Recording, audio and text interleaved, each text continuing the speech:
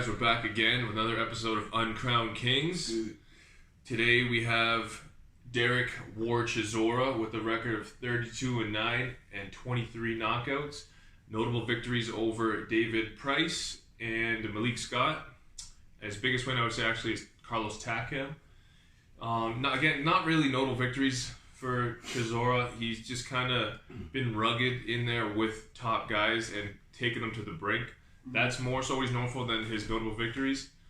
And then in this corner we have Ken Norton with a record of 42, 7 defeats, 1 draw, and 33 knockouts.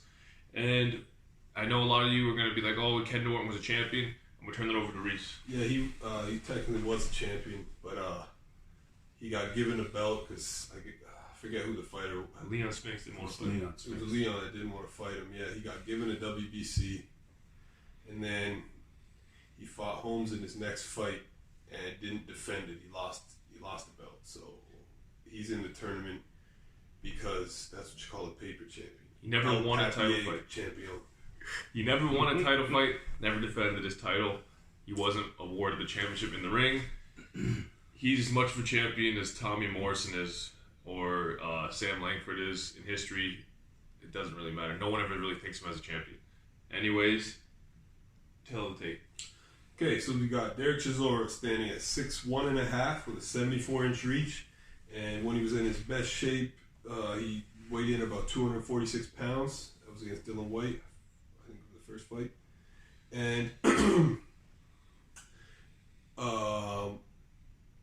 Ken Norton, 6'3", 80-inch reach, and he weighed in about like 211, I think. Yeah. And sorry, that was the second Dylan White fight. So for me, I'm just going to be honest, guys. This is not a hard fight for me to break down. This is a... Norton stops him? Don't forget about that defense. No disrespect to Ken Norton. And I said in another video there was no mismatches, but I'm sorry. This one, I missed this, obviously. You know, I skimmed through them too quickly, I guess. This is a mismatch to me. I see Derek Chisora just knocking Ken Norton out within 4 or 5 rounds with an overhand right. Ken Norton had some weird defense where he would try to block every single shot with his right hand, left his left hand low. And I just see Chisora like maybe feint to the body or getting him up against the ropes, and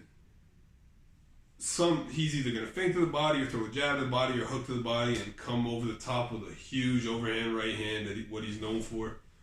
And he's either going to knock him out with that, or that's going to be the beginning of the end, and he's going to stop him later on in that round. I'm saying fourth round TKO, because maybe Ken Norton will get up, but he's going to get mangled after that, in my opinion. 4th round TKO for Derek War Chisora by mangulation. Jeez. All right. Damn, I don't know how I follow that. Okay, so Ken Norton has a victory over Muhammad Ali and arguably 2 victories over Muhammad Ali in non-title fights. So, sorry, the first was a non-title fight. The second was a title fight. Yeah, that is great, but that's not the Ali that you think of when you think of Muhammad Ali. I think Norton gives Chisora big problems early. He's going to be backing him up. He'll be pumping on his jab. He didn't use his jab a ton, but he did have an effective jab when he did use it. And when he's fighting a much shorter opponent with has a lower work rate in Chisora, he's going to back him up a lot with that jab, push him back on the ropes, and be ripping his body on the ropes all night long. We saw in the Carlos Takam fight, Chisora was susceptible to pressure and a heavy pace coming out from the beginning. Put the pedal to the metal and just get him on his back foot and get him not knowing what's going to be coming. Just shots from all different angles. He's not going to be able to hurt Chisora. If he does, it won't be enough to get him down or anything too significant. Norton could hit, but he wasn't known as a crazy heavy-handed fighter. It was more volume and just wearing guys down. Like Reese said, his defense is very questionable. He had the Philadelphia kind of this thing they did in the 70s. Him and Frazier did it a lot. It's not effective. It's definitely not going to be effective against the guy that has one of the best overhand rights in boxing today.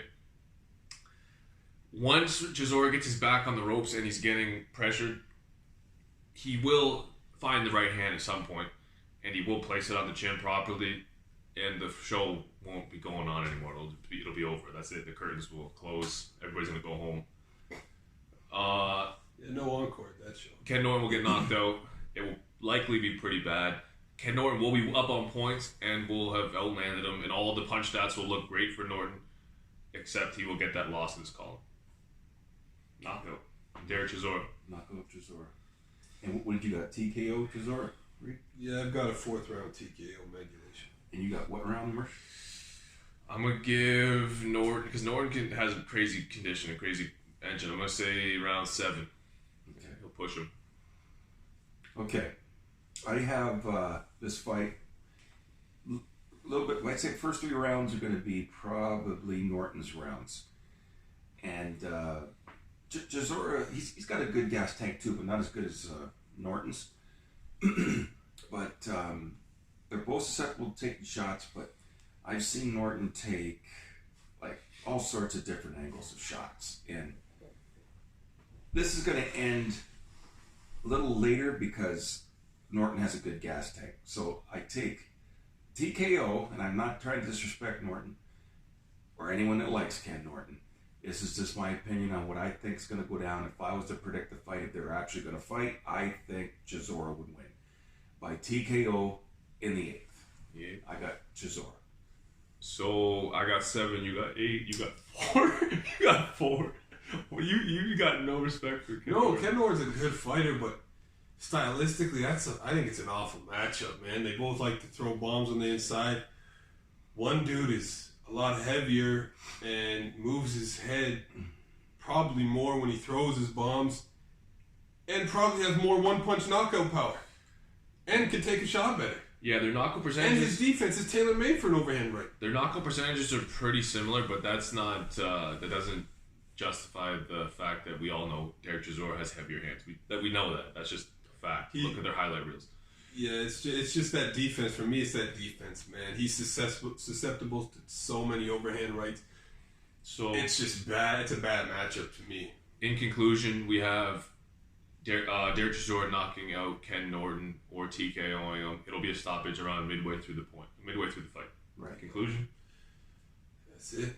All right, we're out. Easy. All right, and in this fight we have David Tuamon Tua with a record of 59-43. Sorry, 59-5-2 with 43 knockouts, and notable victories over John Ruiz, Hasim Rahman, and Michael Moore. And in this corner we have gentleman Jerry Cooney with a record of 28-3 and 24 knockouts with notable victories over Ken Norton and Ron Lyle. So for the tail of the tape, we'll turn it over to Reese. All right, so we'll start with the 2-man. We got he comes to the scales weighing about just below 240, about 238. 5'10" with a 70-inch reach. Jerry Cooney tips the scales just over 230 at about 231. 6'6" with an 81-inch reach. And for this fight, this is a crazy fight. They both just come to knock their opponents out cold. They both fight on the inside predominantly. And they both will just meet in the center of the ring. So what's going to happen, what I think it's going to be competitive while it lasts. It'll kind of resemble the war between Hearns and Hagler in a way. The taller guy who also likes to bang versus a shorter guy who likes to bang as well. It's not going to last long. They both may be hurt. But I see Tua being able to do a little bit more damage because of the fact that Cooney doesn't really use his jab that often. Tua will fight on the inside like he always does. So will Cooney. But Tua can get to the mark quicker in certain spots because of the fact that he's shorter and has shorter arms. I think he'll be able to tear down Cooney's body. And the body shots are probably going to be the X factor for me. I wouldn't be surprised if Tua got a little stunned at some points too, because Cooney definitely had some power, and he got his shots to the mark quick. He threw short shots, but I see Tua stopping Cooney with body shots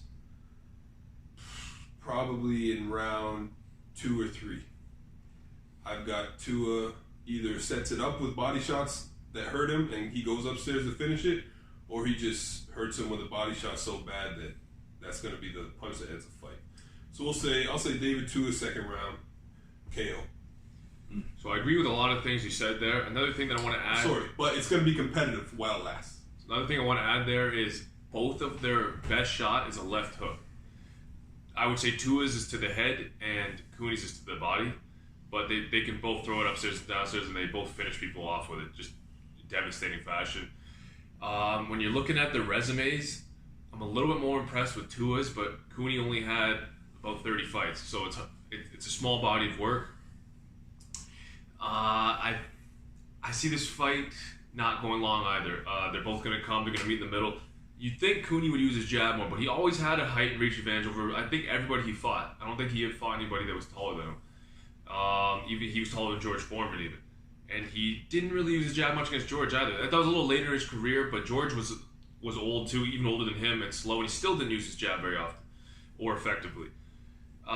Tua, let's not forget, Tua's also a bronze medalist in the Olympics. So yes, he's short and he likes to knock people up, but he's got boxing ability. So he's not just going to be eating shots coming in. He's going to be using that peekaboo style to get around shots, get underneath the jab, and move his way, which he's not even going to have to do a ton of because Cooney doesn't look the jab very often.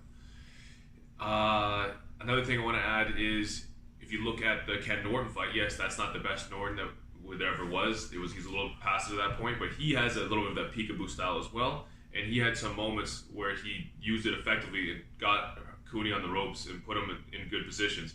Didn't do it. It obviously didn't play out well for him, but you could saw that there was moments for that style could do some damage against Jerry Cooney. I don't know who, one of them's going down quick, early, first, second round, and then it's going to be, there's not going to be a lot of fights. It's going to be 3 or 4 rounds. I think Tua's body work will finish the fight. Cooney gets stopped in about 3rd or 4th round.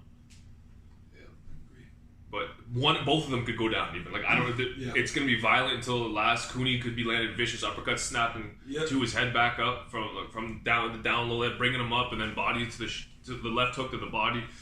He could drop Tua. Tua could drop him.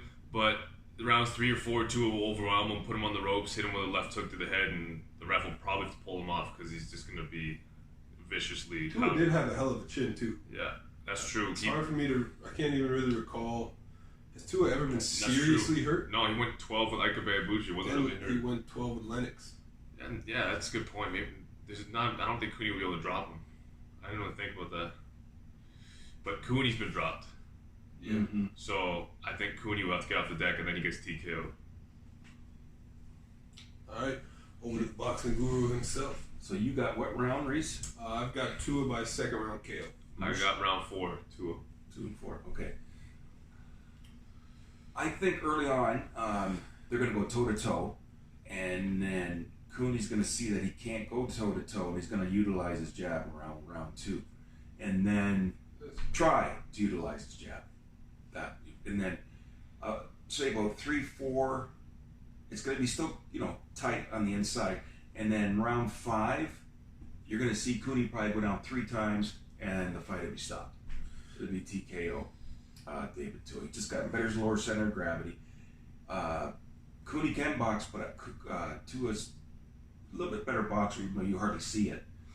But he's sharper, crisper, shorter punches, and I think he's gotten way more power than Cooney, and Cooney can hit. The lack of reach for Tua is a huge advantage for him in this fight because it's going to be fought in the trenches. He'll be able to turn those things over, little short shots wherever he wants. He'll be getting to the mark quicker. So that's a huge thing. You usually look at reach disadvantage, and you're like, no, today the short reach is an advantage. And Tua also had a very underrated defense too. He did slip a lot of shots. His head movement was really good. Yeah, he could. He had good head movement. So you got round 5? Round 5 TKO. I got 4. 2 KO. So I got TKO, you got TKO, you got KO. So we're going to say before the first half of the fight, Tua stops Cooney. David Tua advances. Anything else to add? That'd be a fun fight to watch. Yeah, it would be. It'd be a barn burner. All right, we're out. Easy.